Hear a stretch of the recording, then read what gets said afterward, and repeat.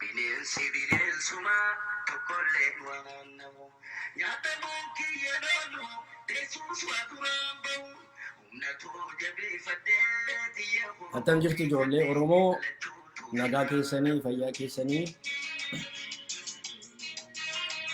akkuma beekamu gaa ani haasaa koo kan hin jalqabu Adam Haaruutiin Adam Haaruunan jaalladha Maaliif waan yaada garaa kootii jedha yeroo hundumaa waanuma yaadu jedha Adam Haaruu inni tokko ciisaa inni tokko nutti ka'a inni tokko bara ariina isa tokko nutti inni kun kana kufifan inni kun manurra galagala seenaan keenya seenaa lola seenaa du'aa seenaa ari'atamuu seenaa nama gaddisiisu Zantana akkam fayyaa keetii baga nagaan dhufte Zantana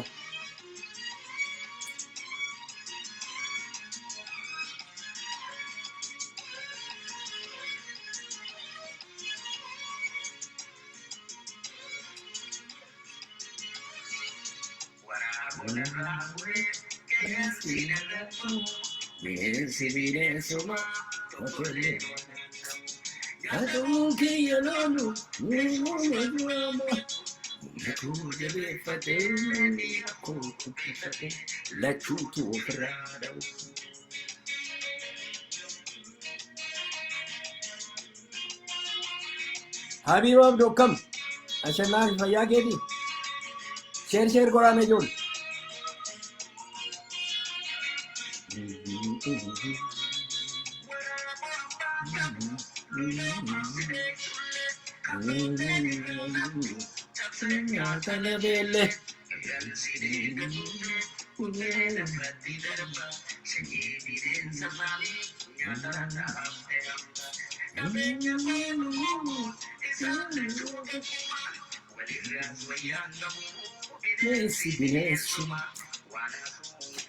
Wanaasuna waan qaban bineensuma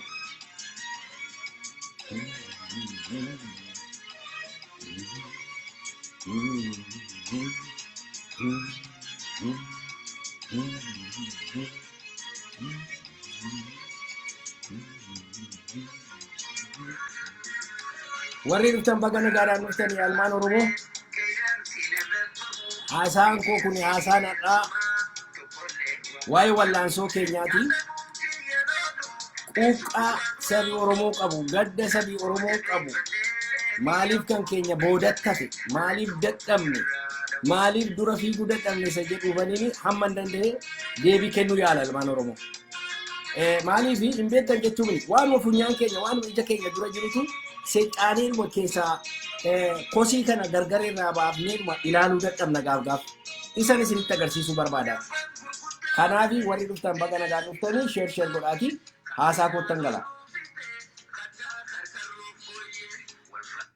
fayyaa ta'e Adam Haaruu har'a wanti dubbachuudhaaf dhufe waa'ee wallaansoo keenya amma keessa jirru kanaati amma wallaansoo nu keessa jirru wabooni gar tokkotti luucceeffatee hoggana filatee lolatti seeneera gidduu kanan dhageenya iddoo baay'eetti lola ho'aatu jira lafa waboon jiru hundumtuu lolli jira moo'ichis jira garuu waan tokko beeka namoonni baay'een namni baay'een waboon nu jalaalaa fi waboon waggaa meeqa dadhabee waboon kana ta'e nuyi booddeettamne Tigreen fiigaa jirti dhuftee biyya qabachuuf jetti kana attam goona inni kaan qaaniidhaan inni kaan gaddaan inni kaan aariidhaan inni kaan of ceephaa'uudhaan waan akkasiitti haasaa akkasii dhagaa kanaaf deebitu jira deebii kana argachuudhaaf garagallee of ilaaluudhuma barbaachisa isan isinitti agarsiisuu barbaadan yerooni waa tokko isinitti agarsiisu immoo example wajjin isinitti agarsiisa example fudhadhu waan isin beektan waa'ee jabana keessanii waan isin argaa jirtaniin qabeetan isinitti agarsiisa mee dura waa'ee wayyaanee ilaalu. Wayyaaneen amma fiigaa jirti Finfinneetti moo'icha gugurdaa argataa jirti. Akkamittiin kan argatte wayyaaneen isa jedhu isan isinitti agarsiisuu barbaada. Jabana dargii wayyaaneen waggaa 17 itti fudhate caakkaa sana keessaa ba'anii dana gahuudhaaf. Hoogganni isaanii caakkaa utuu jiranii utuu gargaarsa meeqa qabanii garuu tochoodhuma dadhaban yeroo dhufnee qabanne jedhanii Adwaadhaaf Aksuumitti dhiyaatanii yeroo isaan dhufanii Tambeen Abiyyi Addigiraafa itti fa'itti dhiyaatan ari'ee dhaqeetu sharraarootti gashan argina. Pull and push waan akkasiitu waggaa dheeraadhaaf ture. Maaliif kun? Warra loltuu beekamoo wayyaanee keessaa beekamoo warra ta'an keessatti qooda fudhatan. Gama kanaan karaa dargii immoo ijoolleen Tigraay warri beekamoo loltuu beekamoodha kan jedhaman. Warra akka Hirwee Asgadoom, warra Hayilee Kiroos Assegid, Hayilee Kiroos Abbaay, warra akka Abraha Balaachoo, warra akka Yidag, Biyaad Gilling, Kaasaa Tikku warri jedhamanii warra wayyaanee loltee dadhabde warra wayyaanee kurkursanii taa'uuf ijaajjuu dhowwanii. Keessumatti gurbaan raayyaa tokko Hayilee Kiroos kan jedhamu tokko yeroo TLF laga lixee TPLF fi TLF gosa lama isaan yeroo laga lixan yeroo jalqaba isaan sun dedeebiitii lixan isaan kun immoo gara Indartaa keessatti lixan. TLF Tigray Liberation Front jedhanii warri sun immoo TPLF Tigray People's Liberation Front kan mallasfaa. Amma lama taanee loluun nurra hin jiru jedhaniitu walitti dabalamna jedhanii warra TLF kana qalan mallasfaa. Gaafa sana kan aaree isaan biraa baqatee ba'e Hayilee Kiroos Assegid kan jedhamu baqatee achi ba'e dargiitti galee dargiini nama raayyaati. Dargii milishaa organizing godhadha na gargaarennaan dargii Mangistuu Alamaaram gargaaree Zandoo Saraawit kan jedhamu organizing godhee fi wayyaanii taa'uuf ijaajju dhufe. Ilaala ilmaan Oromoo. Ijoollee dhuma Tigraayitu deebi'ee wayyaanii lole. Yeroo kana haadhumaan tocho'uu dadhabanii maaltu ta'e dhumarratti wayyaaneen baay'ee abshaala. Jarri kun meembarii keenyaa jedhee inni tokko waan akka koodiif maqaa warra dabballoota kana warra isaan lolu kana fudhatee dhufee katamaa keessatti qabame. Sobee akka waa dhossu fakkaate. Aqanii tumanii yeroo galagashanii reebanii kana gadi baase gaafa gadi baasu banneerra jedhe Mangistuun hunduma isaanii kana qabeedhe awraajjaa astadaadaarii nama ture Hirwee Asgadoomiini taankiidhaan mana isaarra ba'e Mangistuu Alamaaram. Hundi isaanii nu biratti dhufanii hidhaman. Guyyaa sadii keessatti awraajjaa sadii qabatte wayyaanee isa booddee. Ilmaan Oromoo ilaala. Maaliif? Ilma isaaniitu nama achitti dhalateetu dargii bira dhaabatee isaan lole. Kanaaf tocho'uu dadhaban. Teeknikii horatan. Akkasittiinitu moo'an. Mee kan keenyatti achi as deebine. Waggaa 50 lolleeyyaa waggaa 50. Maaltu ta'e? Hoogganoonni keenya waan isaan ta'an har'a agartan. Hundi isaanii dhaqanii harka kennanii saabotaajii gochaa turanii wal'aansoon kun inchii tokko akka hin deemne gaaf Habashaa wajjin gaaf Eertiraadha wajjin ta'anii uummata keenya rukuchiisanii mooraatti galchanii ijoollee keenya ficcisiisanii sakaalanii qabanii akka Oromoon hin tochoone kan gochaa ture jira kana.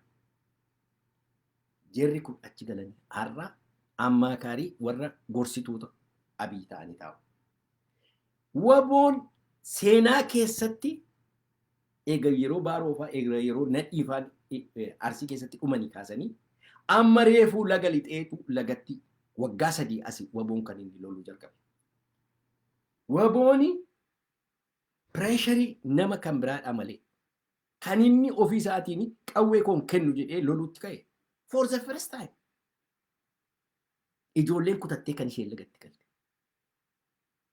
Akkasa gootu malee eenyutu wajjin wal lolaa waboodhaa wajjin Oromiyaa security, Oromiyaa policy, ኦሮሚያ አስተዳዳሪ፣ ኦሮሚያ ቀበሌ፣ ኦሮሚያ ካቢኔ፣ ኦሮሚያ ማሉ ዳላ ኦሮሞቱ ኦሮሞ ሎላ ilmaan habashaa wajjin ta'anii waboon waggaa sadii kan lola jalqabe. Eenyu wajjin wal lolaa ture waggaa sadan kana guutuu infiltireetarsiidhaa wajjin, gantuudhaa wajjin, OPDOdhaa wajjin, warra ani Oromoodha jettuu wajjinitu afaan keenya haasa'u, ganda keenya beeku, mana keenya beeku, mana isaanii beeku. Wal keessa deemanii warra wajjinii nyaata wajjin dhugan ijoollee abbaa tokkotu galagalee wal lolaa ture. Amma har'aatti Amaara ilmaan nafxanyaa bira guranii waboo kan lolan jira kana. Kanaaf chocho'uu hin danda'u waboon. Diinni isaa Oromoodha. Diinni isaa goobana. Diinni kee goobana yeroo ta'u baay'ee ulfaataadha. Achi keessatti amma diinni isaanii goobanoota Tigraay turan. Gantuu Tigraay turan. Tigraay iddoo meeqatti qoqqoodamtee turte. Warri Tambeen warra fiwudaalii deggaru warri kun kana deggaru warri garuu dargiin hunduma isaanii kaadiree gaafa rukutu tokkichumaan tokko ta'anii lolatanii jechuudha. Waboonii tocho'uu hin dandeenye. Kana gaa rakkinni jiru. Isaanoo yeroo sana rakkina akkasii waan qabaataa turaniif waggaa 17 ta'an. Waboon waggaa 3 amma. Kanaas kumatamuutu irra jira. Ijoolleen kun waan danda'an hundumaa gochaa jiru. Har'a immoo poolisiin kun keessaa yaatee maaloon kun keessaa yaatee rukutamutti waan kaateefi wayyaanee waan rukutuutti ka'eefi at least har'a hafuura baafatanii ijoolleen kun hoggana tokko jalatti dhufanii lolataa jiru. Amma gaa sappoortii gochuun nurra jira hamma dandeenye akka isaan fuulduratti fiiganii fi kuni carraa guddaadha nuuf. Maaliif dadhaban inni jedhu kunootti isinii kenna. Sababisaa ifaadha ala jira. Diina goobanatu warra mana keenya qe'ee keenya keessa beekutu isaantu ijoollee keenya lolaa jira. Isaantu ijoollee keenya ficcisiisaa jira. Thanks God. Har'a wayyaaneen jira kanarraa dhukkee kaasuudhaaf dhufaa jirti. Waraanni achi dhaqee deebi'ee galaa jiru. Hundumtuu rukutamaa jira. Ayyaanni Oromoo achitti isaan fixaa jira. Isa duwwaa miti. Jarri kuni Finfinnee hin dhufu. Finfinnee dhufu. Finfinnee dhufanii jalqaba kan isaan godhan diqaalota kana warra hattuu kana goobanoota kana lafarraa ishee xaragu. Isaantu gorsaa ture, isaantu ficcisiisaa ture, isaantu Oromoo asii guuree akaafaadhaan dhaqee irratti gadi naqaa akkasittiin ganda keessa deemanii kan Oromoo ficcisiisaa jiran isaanii fi gaawwayyoo amma. Gaafa sana immoo inumayyuu isa caalu waboon. Kanaafitu waboon har'a salphaatti Finfinnee dafee seenuu danda'a inni jechaa jiru. Mee ilaala advaanteejii warri Tigiroota ji'a 8tti ka'anii addana ga'anii miraakiliidha. Miraakilii miti.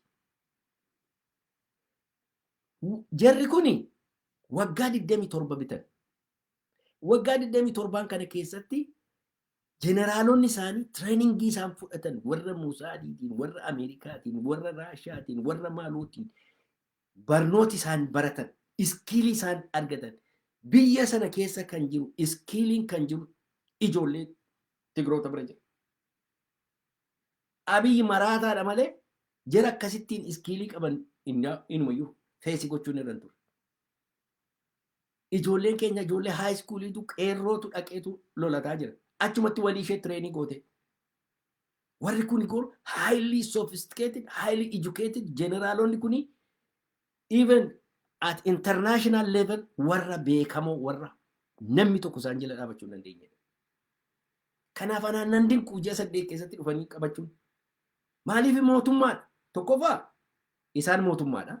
Lammata uummati isaanii tokko gantuun keessa hin jirtu. Sadaffaa armamentii hamma funyaanitti qabu. Arfaffaa dippiloomaasii alaa nama baay'ee qabu. Shanaffaa gargaarsa baay'eetu alaatti dhimmisaa. Kanaafi baay'ee salphaadha isaaniif. Maaliif mootummaadha isaan? Ijoolleen keenya gargaarsa hin qabanii dippiloomaasiidhaan rakkataa jiru. Meeshaa hin qabanii kan lolaa jiru diina mana keessaati. Gola keessaa isaan lolaa. Har'a dhaqee kan qabsiisu kan ajjeesisu Oromoodha. ofumaatu naftanyaadhaa maaloodha inni jira oromoodhumatu oromoo qalchiisaa jira ofii isaanii of lolaa diina lolaa deemu dhiirri isa tokko ofitti tokkosu ijoollee isa tokko immoo diinatti tokkosu nama akkasittiin deemu imaajinii godhaa yeroo wayyaanee waggaa 17 turte akkas turte jechuudha kanaafi inumayyuu hin jabaatan inumayyuu baay'ee jabaatan ijoolleen kun har'a amma kana booddee eega akkas warri central governmentiin kun laaffatee wayyaaneen akkasittiin wanta rukutaa jirtuu fi ijoolleen kun amma dafanii lolanii finfinneetti dhiyaachuu danda'u jechuudha. Kanaaf gara booddeetti hafnee kana jennee maaloodha jechuun hin barbaachisu. Maaliif central governmentiidha wajjin wal lolaa nama keetiin wajjin wal lolaa deemta. Oromoo isa afaan Oromoo dubbatu wajjin isa si wajjin jiraatu si wajjin bulu si wajjin rafu wajjin isatu si ajjeesisa isatu mana kee beeka ganda kee beeka isa si ajjeesisa. Iyyiitti tokko satti iyyiitti tokko diinatti tokko isaa deemta. Inumayyuu si'a baay'ee diinatti dhukaaftu. Kanaaf waan kana akkasitti yoo ilaalle kuni deebii ta'uu danda'a. Kanaaf amma kana booddee egaa central governmentiin akkasitti laafee kana booddee rakkinni hin jiru jechuudha. Oromoon dhugaa dubbachuudhaaf lola isa dhugaa reefuu loluu jalqaba. Lola at least goobanoonni beekamanii sabboonoonni itti beekaman. Duri hammi dhaqee harka kennu kun hooggana ta'ee ilaalaa daraa rabbi tokkicha hooggana ta'ee goobanatu hoogganaa ture. Yeroo goobanni si hoogganu gaa maal akka taate bara ilmaan Oromoo. Kanagaa kan rakkinni keenya inni ture jechuudha.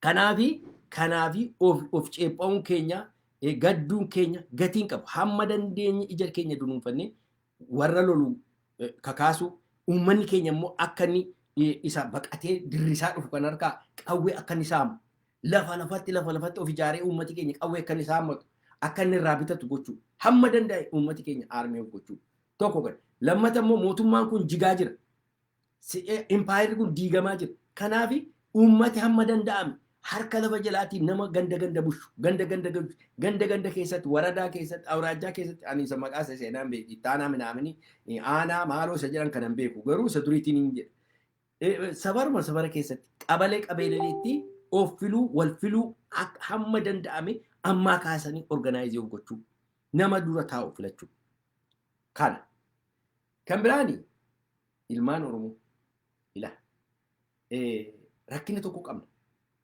Rakkinni keenya yeroo nama dura taa'u filadhu jedhuun abbaa gadaa warra abbaa garaa kana miti. Uummata Oromoo baay'ee garraamiidha uummata Oromoo. Dafee gowwoomuudhaa fi baay'ee kennaadha.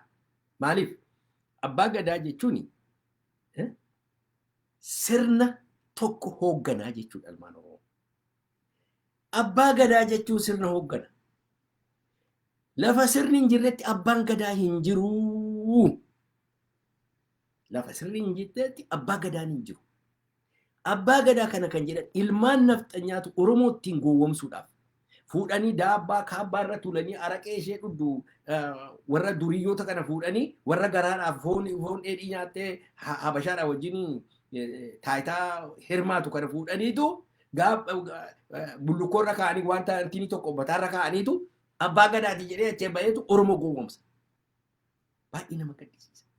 Warra akkasii kana reebanii of keessaa ari'u. Sirni sun hin jiru isa kamiin hoogganta. Diinaafitu meeshaa ta'u warra akkasii. Warra akkasii kun diinaaf meeshaadha. Kana booddee waa'ee abbaa gadaa jedhu irratti mataa keessanii dhukkubsina.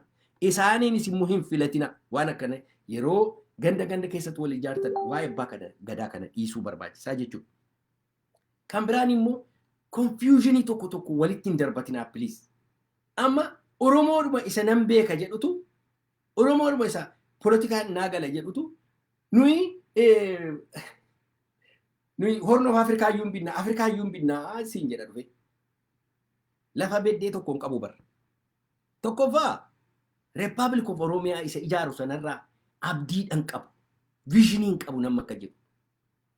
Dura biyya kee bushattee biyya kee wala boomsiteetu waa'ee biyya broad level itti ilaalta. Jalqaba mana keetii jalqabda.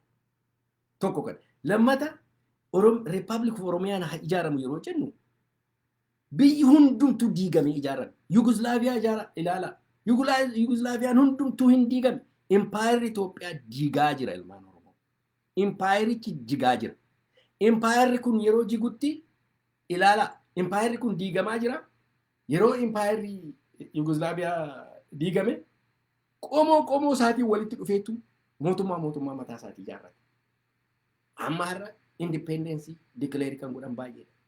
Akkuma kanatu atiisi qomoo keetiin Oromoo walitti dhufe Oromoo akka Oromootti mana isaa ijaarrate.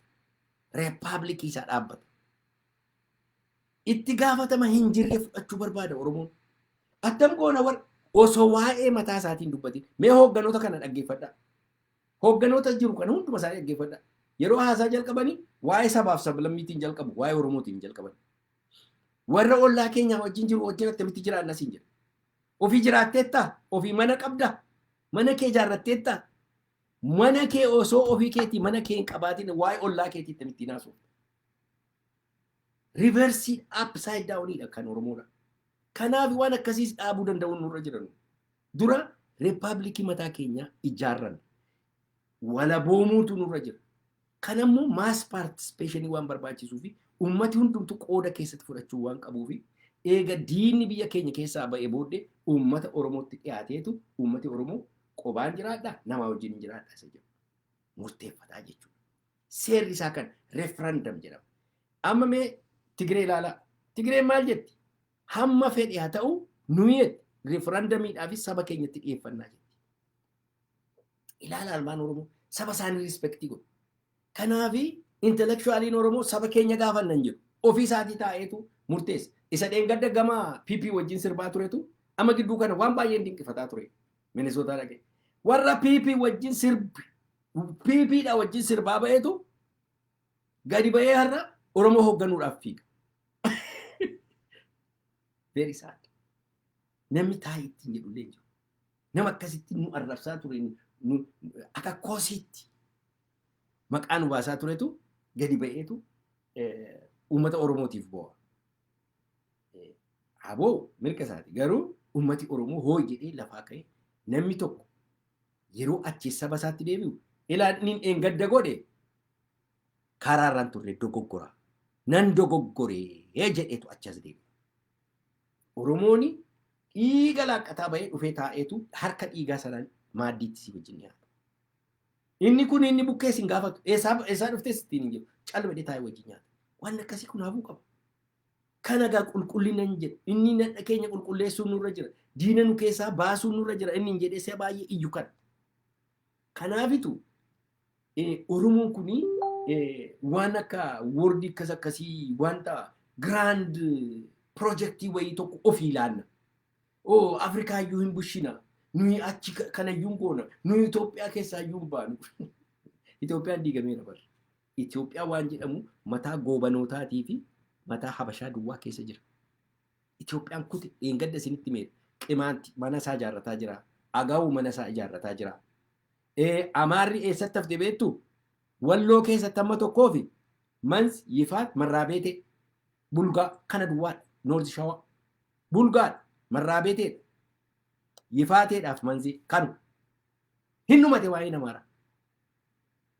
Already warri qimaanti beegamadir jedhaniitu Gondoriin fudhatu. Isa hafe Agaawutu fudhata. Walloo immoo Tigreenii walloo Oromoo akka jirutti gara Oromiyaatti dabaluudhaaf kutatteetti Tigreen. Maaltu hafe gaa Amaaraaf? Achi Manzitti galuu isheeti gaara sana keessatti.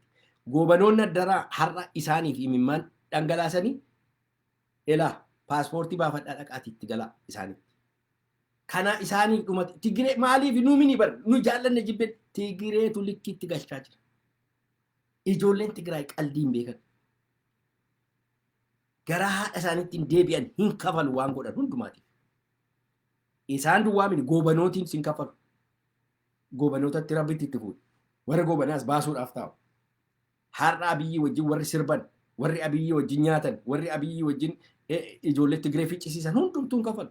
Warri ijoollee Oromoo ficcisiisan hundi isaanii kafaluudhaaf deemu.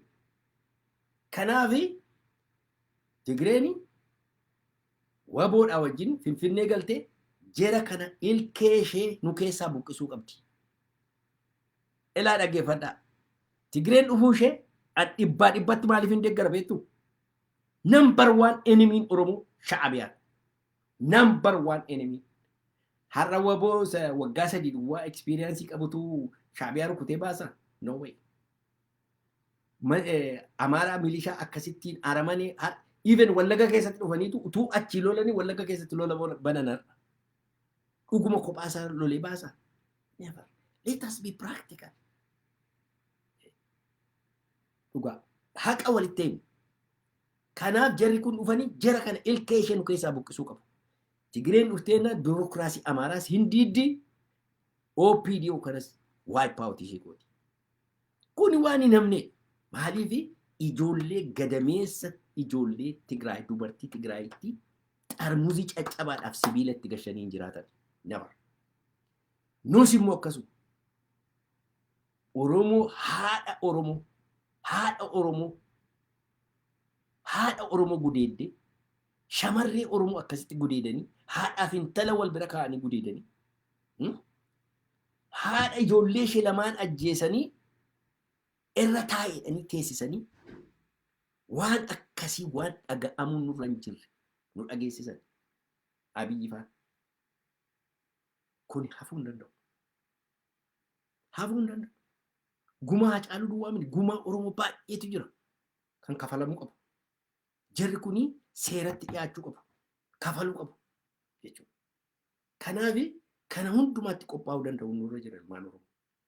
OPDO'n hin kafalti. PP warri taate kun OPDO'n badde PP. PP'n kun egaa tentakelii ishee biyya Oromoo keessa akkasittiin qeessa ishee diriirfatte.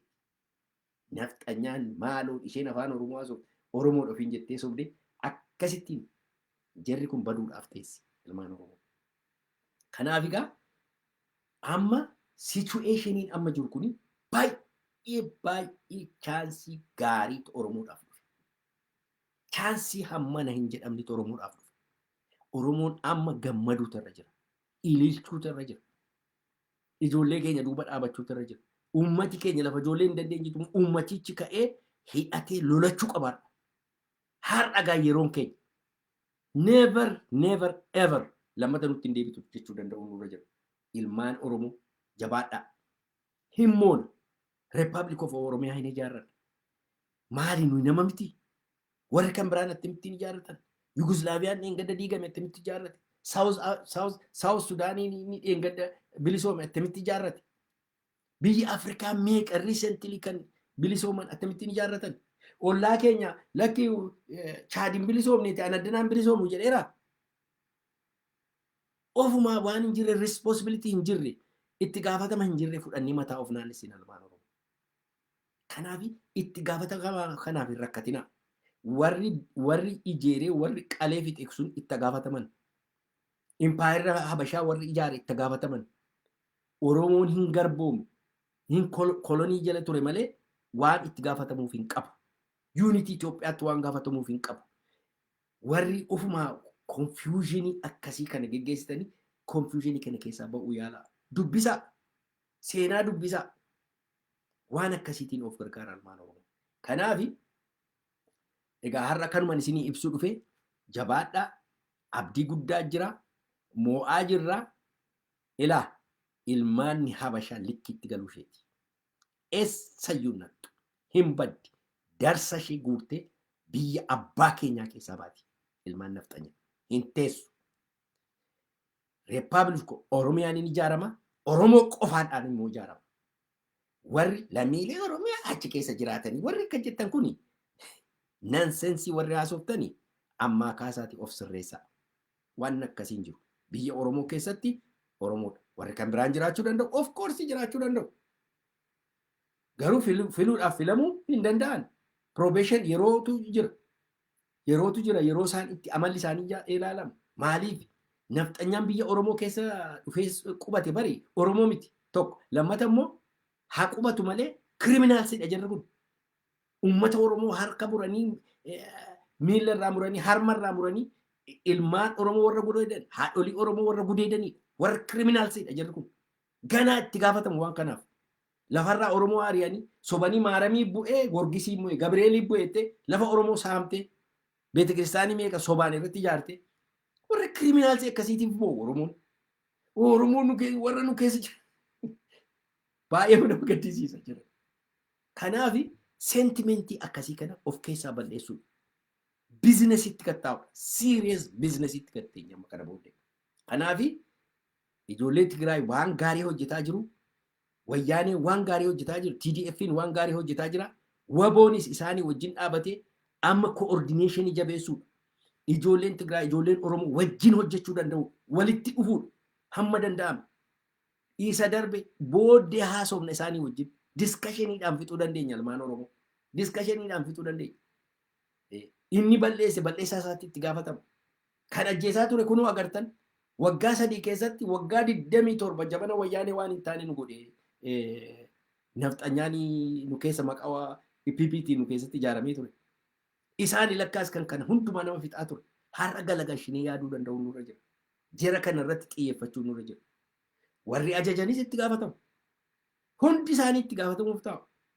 Kanaaf hamma danda'a ijoolleen Tigraayis, ijoolleen Oromoos, Waboonis, TDF'nis walii wajjin hojjenne jara kana once and for all ofirraa balleessuu nurra jira. Kana irratti fookasii gochuudha. Yaada keessan asiifachiin godhinaa, hin sodaatinaa, hin moonaa. Republic of Oromiyaan ijaarama. Jabaadha. Rabbi isin wajjin haa ta'u.